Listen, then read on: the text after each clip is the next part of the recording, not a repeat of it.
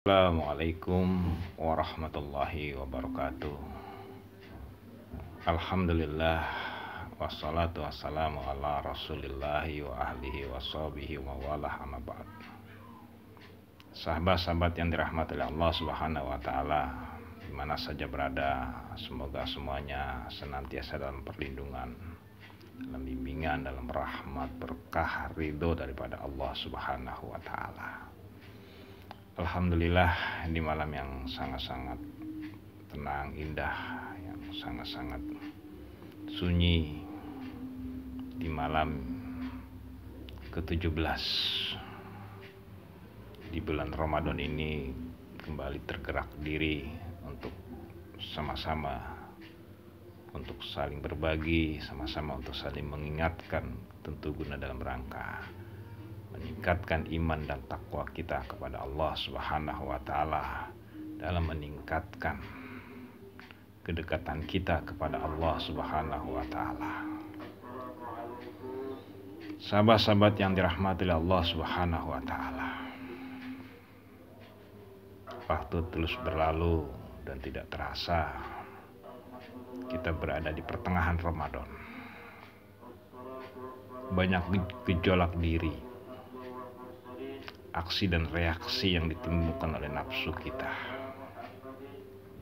yang tentu masing-masing kita lah yang lebih tahu bagaimana kualitasnya, bagaimana kedudukan dan makomnya masing-masing kita di sisi Allah Subhanahu wa ta'ala dengan perjalanan di bulan Ramadan ini. Sahabat-sahabat yang dirahmati oleh Allah Subhanahu wa ta'ala, karena ibadah saum adalah ibadah yang bersifat privasi, ibadah yang sangat khususiyah, yang arah tujuannya benar-benar semata-mata kepada Allah Subhanahu wa ta'ala, sebagaimana dalam hadis qudsi yang sering saya sampaikan dalam setiap tausiah. Innahu li, sesungguhnya dia untukku, wa innahu ajri, maka sesungguhnya akulah yang akan langsung membalasnya. Sahabat-sahabat yang dirahmati oleh Allah Subhanahu wa ta'ala, di malam yang ke-17 dalam sebuah riwayat adalah merupakan malam turunnya Al-Quran, nuzulul Quran, malam yang sangat-sangat baik, menggerakkan diri kita untuk bersama-sama bertafakkur, sama-sama bermuhasabah diri akan segala kekurangan kita, kelemahan kita, yang kekurangan dan kelemahan itu tidak akan pernah selesai sampai kita menghadap Allah Subhanahu wa ta'ala. Artinya, tidak ada manusia selagi dia hidup tidak memiliki kekurangan, tidak memiliki kelemahan, tidak memiliki kesalahan. Walau sering kelemahan dan kekurangan kesalahan itu selalu dia tutupi, karena manusia cenderung selalu menampilkan kebaikan, tapi dia lebih suka menutupi akan kekurangan dirinya. Walaupun Allah juga tidak memerintahkan kita untuk memperlihatkan kekurangan kita, tetapi terlalu menutupi itu juga bukan hal yang baik. Sahabat-sahabat yang dirahmati oleh Allah Subhanahu wa ta'ala, karena manusia sebagaimana di dalam Quran yang pertama diturunkan oleh Allah, ayat yang pertama diturunkan adalah mengingatkan akan segala kekurangan dan kelemahan diri manusia. Jadi selama manusia itu masih hidup, maka selama itulah kekurangan dan kelemahannya selalu melekat di dalam dirinya. Karena menurut jumhur riwayat, ayat yang pertama diturunkan oleh Allah kepada Rasulullah SAW di Gua Hira. Dan ayat itu sudah sama-sama sering kita dengar, yang isinya tidak lain adalah mengingatkan kita. Lebih jelas lagi bunyinya adalah auzubillahi minasyaitonirrajim, bismillahirrahmanirrahim. Iqra bismi rabbikal ladzi khalaq, khalaqal insana min 'alaq, iqra wa rabbukal akram, allazi 'allamal bil qalam, 'allamal insana ma lam ya'lam. Sahabat-sahabat yang dirahmati Allah Subhanahu wa ta'ala, shadaqallahul azim. Iqra, bacalah.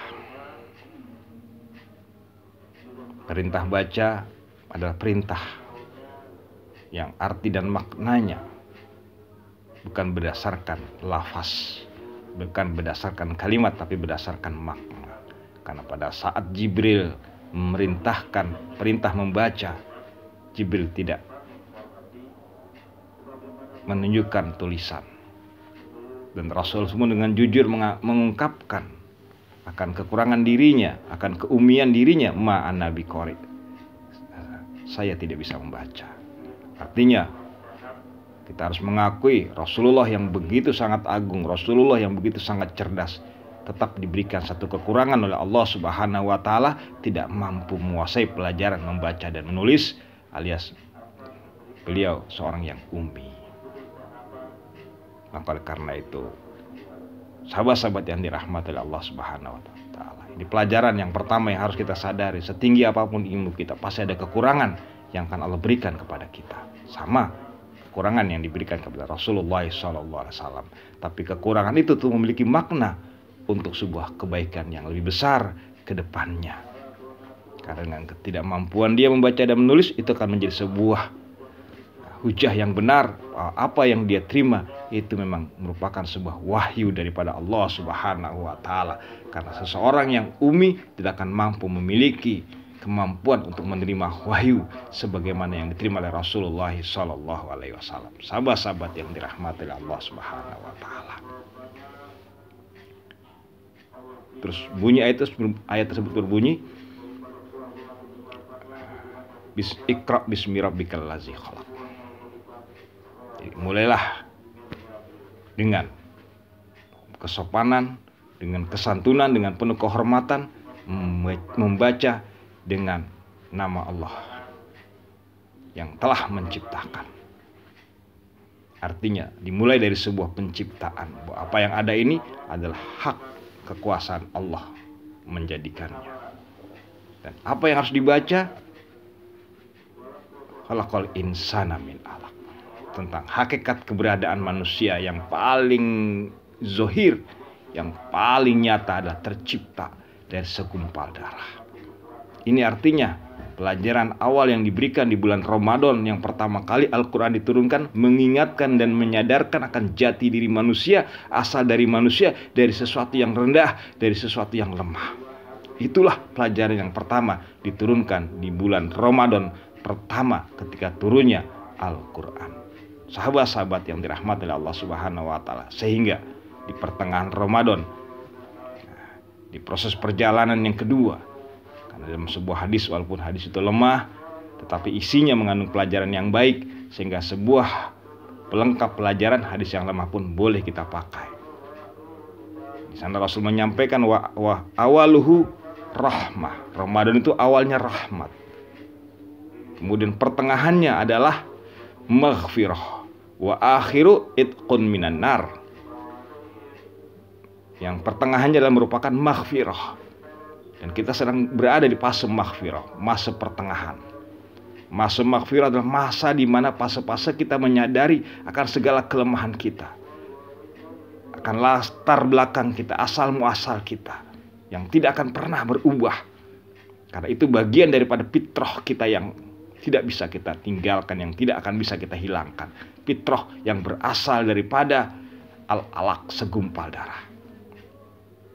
Dari sesuatu benda yang sangat-sangat rendah, bahkan menjijikkan, yang kita harus sadari. Ini asal muasal kita. Allah jadikan dalam sebuah proses yang nyata, yang jelas, yang tidak bisa kita pungkiri faktanya, kenyataannya. Sehingga sehebat apapun ilmu kita, sebagus apapun amal kita, tetap asalnya dari segumpal darah. Yang segumpal darah berasal dari setetes air yang rendah. Sahabat-sahabat yang dirahmati Allah Subhanahu wa taala. Jadi maghfirah adalah mengembalikan kesadaran kita kepada asal muasal kita yang rendah.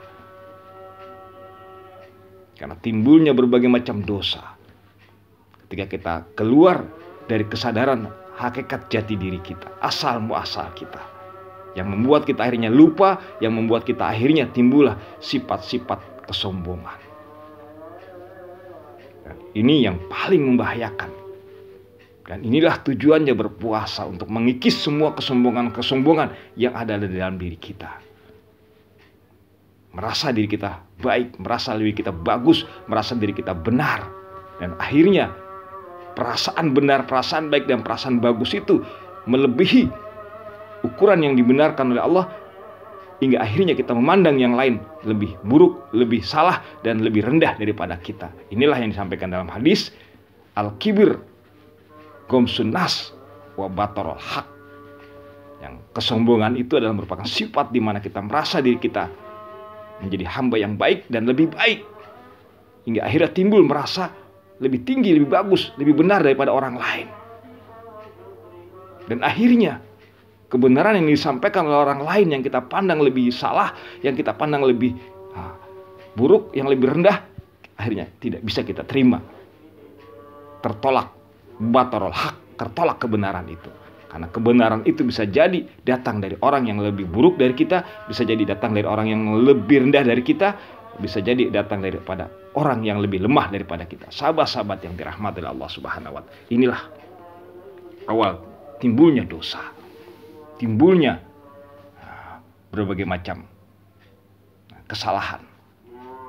Dan itu dipelopori oleh iblis laknatullah dengan merasa ana khairum minhu, saya lebih baik daripada dia. Sahabat-sahabat yang dirahmati Allah. Dan inilah awal timbulnya, bibitnya timbulnya dosa.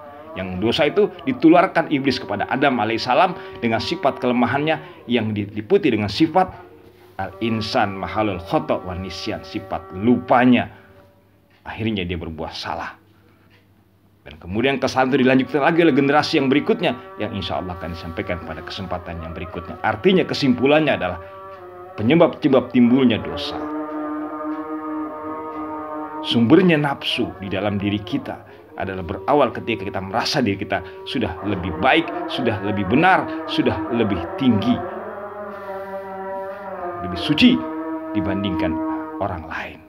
Sahabat-sahabat yang dirahmati Allah, inilah yang harus kita sadari bersama. Jadi dengan kita berpuasa, dengan kita melakukan aktivitas Ramadan pada saat ini, dengan berbagai macam ibadah-ibadah, dengan sholat tarawihnya, dengan tadarus Qur'annya, jangan pernah merasa kita lebih baik dari siapapun. Terlebih kepada orang yang lebih kurang dari kita, terlebih daripada orang yang lebih buruk dari kita, terlebih daripada orang yang lebih lemah daripada kita. Karena kalau itu timbul, maka semua ibadah maksud saum tidak mencapai tujuan dan sasarannya. Inilah yang dikatakan Nabi, kamin shaimin laisa lahu min siyamihi ilal ju' wal atas. Jadi puasa semata-mata hanyalah mendapatkan lapar dan haus. Sahabat-sahabat yang dirahmati oleh Allah Subhanahu wa Ta'ala, mudah-mudahan renungan ini bisa menjadi pelajaran khususnya buat saya, dan mudah-mudahan buat antum semuanya. Segala kekurangan dan kesalahan tentu datangnya dari Al-Fakir. Mohon dibukakan pintu maaf yang seluas-luasnya. Karena sesungguhnya Al-Fakir begitu sangat sungkan, begitu sangat malu untuk menyampaikan, berbagi, karena begitu banyaknya masih nafsu-nafsu yang terus menggerogoti, yang menguasai diri, yang berusaha untuk terbebas. Walaupun kita tidak akan mampu terbebas sepenuhnya, tapi setidaknya berkurang kebebasan itu. Dan yang paling inti adalah kejar sifat-sifat kibir itu, sifat-sifat sombong, sifat-sifat merasa diri sudah menjadi hamba yang baik, apalagi lebih baik. Nauzubillah, summa nauzubillah. Nah, kalau sudah merasa menjadi hamba yang baik, maka kita akan berat untuk mengucapkan Rabbana zolamna anfusana wa illam taghfir lana wa tarhamna latakunanna minal khasirin. Dan itulah pelajaran yang pertama yang diberikan Allah kepada orang tua kita dan ibu kita, Adam wa Hawa alaihi wassalam, agar selalu sadar bahwa diri ini adalah diri yang rendah, diri ini adalah diri yang buruk, diri ini adalah diri yang jahat. Rabbana zolamna, wahai Tuhan kami, sungguhnya kami adalah makhluk yang zalim terhadap diri kami sendiri. Wa illam taghfir lana, jika engkau tidak mengampuni, wa tarham, dan tidak mengasihi kami, latakunanna minal khasirin, maka kami akan menjadi makhluk-makhluk manusia-manusia yang merugi. Nauzubillah, summa nauzubillah. Rabbana zalamna anfusana wa illam taghfir lana wa tarhamna latakunanna minal khasirin. Semoga renungan ini menjadi manfaat buat kita bersama. Wa afan minkum. Allahu a'lam bishawab. Kulamin antum bi khairin. Walhamdulillahirabbil alamin. Terima kasih.